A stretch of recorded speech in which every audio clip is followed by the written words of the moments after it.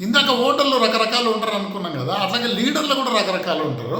ముఖ్యంగా 3 రకాల లీడర్లు ఉంటారు. ఒక లీడర్ ఏంటంటే గ్రాస్ రూట్ లెవెల్లో పనిచేసి, అంటే జనాల మధ్యలో పనిచేసి సమస్యల మీద అవగాహన ఉంటుంది, ప్రాంతం మీద అవగాహన, దేశం మీద అవగాహన, రకరకాల రాజకీయ అంశాల మీద అవగాహన ఉన్న లీడర్లు అన్నమాట.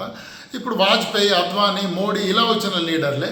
మనం తెలంగాణనే తీసుకుంటే బండి సంజయ్ కావచ్చు, కిషన్ రెడ్డి కావచ్చు, ఇలా వచ్చిన ముఖ్యంగా కేసీఆర్ జనాల్లోంచి ఎదిగిన లీడర్.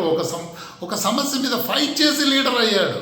సో ఇట్లా లీడర్ అయిన వాళ్ళు మొదటి కేటగిరీలో ఉంటారు. వీళ్ళ వల్ల దేశానికి, రాష్ట్రానికి మంచి జరుగుతుంది. ఇక రెండో రకం లీడర్లు ఉంటారు. వీళ్ళు కూడా ఒక రకంగా ఓకే. వీళ్ళు ఎవరంటే వీళ్ళకి ఏదో ఒక ప్రివిలేజ్తో వస్తారు. అంటే వీళ్ళ దగ్గర డబ్బులు ఉందని లీడర్ అవుతారు, లేకపోతే వాళ్ళ నాయన ఆల్రెడీ లీడర్ కాబట్టి వీడు లీడర్ అయిపోవడము, లేకుంటే ఒక కులం పేరు మీద లీడర్ అయిపోవడము, ఒక మతం పేరు మీద లీడర్ అయిపోవడము, ఇట్లాంటి లీడర్లు అన్నమాట. లేదంటే లీడర్లకు భజన చేసి లీడర్ అయిపోవడం. భజనగాళ్ళు కూడా ఉంటారు.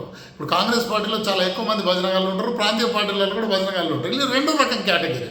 వీళ్ళు ఏంటంటే వీళ్ళు జనాలతో సంబంధం లేదు, వీళ్ళు ప్రివిలేజ్తో సంబంధం ఉంది. ఇప్పుడు సినిమా యాక్టర్లు కూడా రావడం, వాడు ఆల్రెడీ యాక్టర్గా ఒక పాపులారిటీ సంపాదించుకొని ఆ పాపులారిటీతో ఒక లీడర్గా ఎదుగుతారు అన్నమాట. ఇవన్నీ తప్పలేవు. ఇది కూడా కావచ్చు. రెండో రకం కూడా కొంచెం ఓకేనే. ఇంకా మూడో రకం వాళ్ళు ఉంటారు. నేను ఫలానా కుటుంబంలో ఉన్నా కాబట్టి నాకు పదవి కావాల్సిందే, నేను లీడర్ కావాల్సిందే. ఇప్పుడు రాహుల్ గాంధీ అలాగే అనుకుంటున్నాడు, ప్రియాంక గాంధీ అలాగే అనుకుంటుంది, ప్రియాంక భర్త రాబర్ట్ వాద్రా గాంధీ కూడా అట్లాగే అనుకుంటుండు.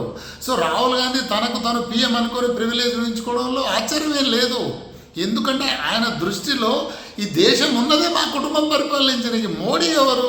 ఆఫ్టర్ ఆల్ ఛాయమట్టుడు పిఎం ఎట్లా అయిపోయాడు? ఇది మాది కదా కుటుంబము, ఒక డైనాసిటీ అన్నమాట. అట్లాగే రాష్ట్రాలలో కూడా ఉంటారు. ఇక నేను పేర్లు తీయను, మీరు ఆలోచించండి. వీళ్ళు ఏంటంటే మా కుటుంబానికే చెందాలా, ఇంకా వేరే వాళ్ళకి ఏంది? అంత ధైర్యం ఎట్లుంది, వాళ్ళు ఎలా గెలుస్తున్నారనేది. సో రాహుల్ గాంధీ మాట తీరు కానీ, ఆయన ప్రవర్తన కానీ, ఇవన్నీ కూడా ఈ డైనాసిటీకి చిన్నమన్నమాట. అంటే ఆయన జన్మ హక్కు అనుకుంటున్నాడు దీన్ని.